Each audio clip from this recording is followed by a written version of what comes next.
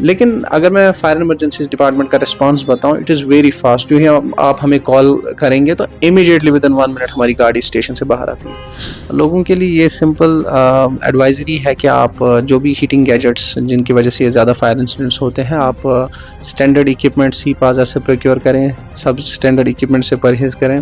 पिछले साल के गैजेट्स अगर आप इस साल इस्तेमाल करना चाहते हैं तो आप उनकी सर्विसिंग इंस्पेक्शन ज़रूर करें।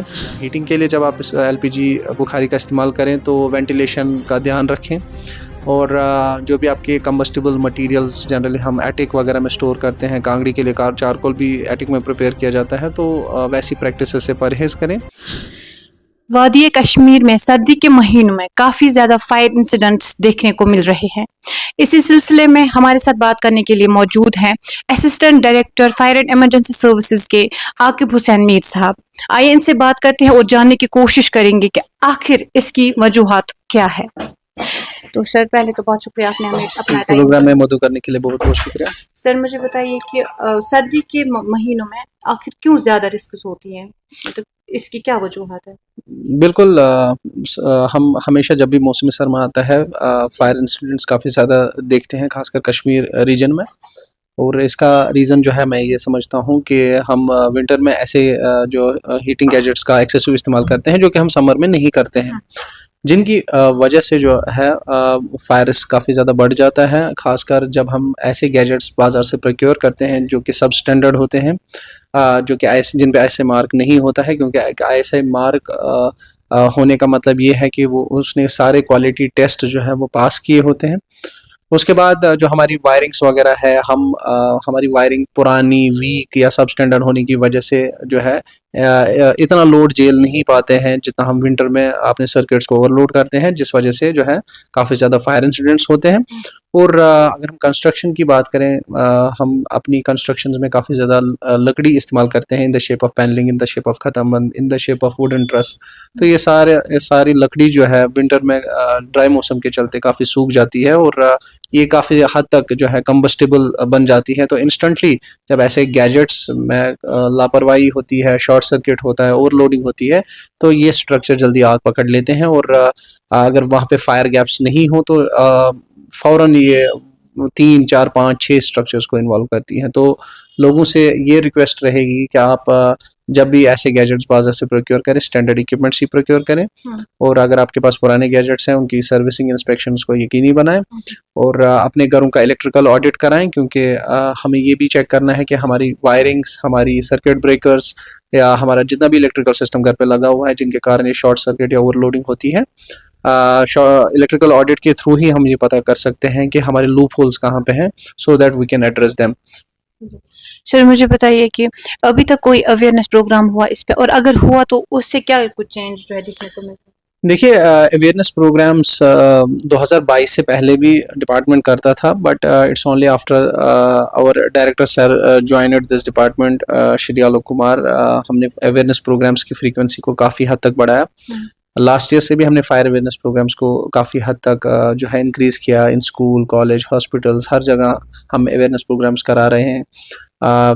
इन विंटर सीजन हमने मार्केट एरियाज़ में भी जो है काफ़ी सारे अवेयरनेस प्रोग्राम्स कराए हैं, और and it's because of the those awareness programmes that we see less number of fire incidents this year, क्योंकि इस साल का जो डेटा है we have about 468 fire incidents in Srinagar up to November. Last year ये 720 फायर इंसिडेंट्स थे, तो per month अगर हम एवरेज के हिसाब से जाएंगे तो last year it was 60 fire incidents per month. Fire incidents have gone down only because of the awareness programs, और इन अवेयरनेस प्रोग्राम्स में जनरली हम लोगों को fire preventive, life safety, fire protective measures के बारे में बताते हैं।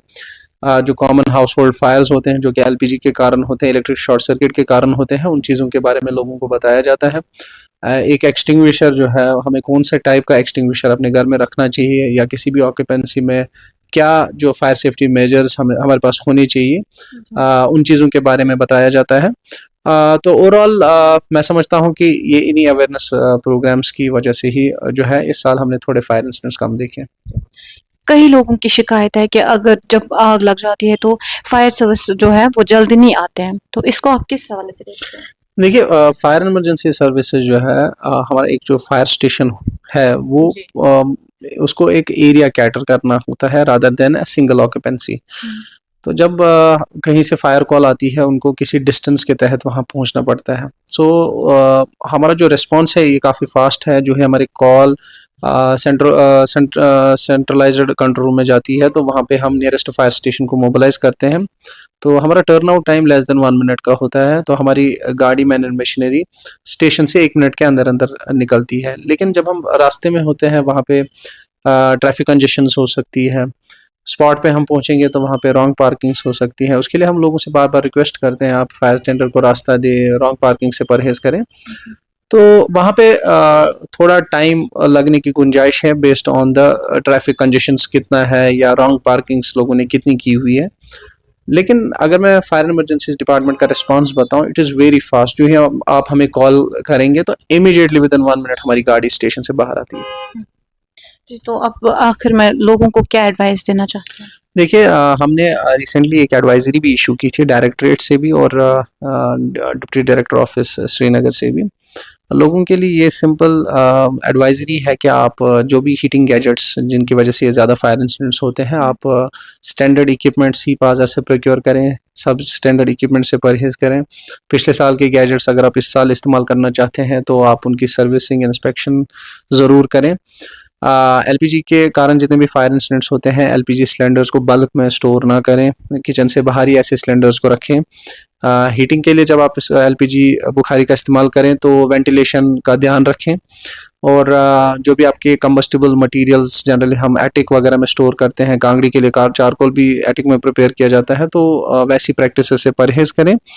और कांगड़ी का जो हम इस्तेमाल करते हैं उसकी सेफ हैंडलिंग को यकीनी बनाएं। कहीं पे भी फायर इंसिडेंट हो, before doing anything else you should call fire emergency services on 101, क्योंकि किसी डिस्टेंस के तहत उनको वहाँ पे पहुँचना है। उनको बेस्ड ऑन द डिस्टेंस वहाँ उतना टाइम वहाँ पे लग जाएगा। और फायर इमरजेंसी सर्विसेज के साथ कोऑपरेट कीजिए। जितना आप फायर इमरजेंसी सर्विसेज के साथ कोऑपरेट करेंगे, जितना आप पब्लिक इंटरवेंशन कम करेंगे, because it is highly illegal. जो लोग हमारे फायर फाइटर्स को बीट करते हैं उनके खिलाफ हम एफआईआर भी दर्ज कर सकते हैं, बिकॉज हमारा जो काम है it is to serve the public. हमारा मोटो भी जो है that is we serve to save. तो लोगों से रिक्वेस्ट की जाती है कि आप फायर इमरजेंसी के साथ कोऑपरेट कीजिए, और जितना आप हमसे कोऑपरेट करेंगे it will only make our job easier and it will ultimately lead to less loss of life.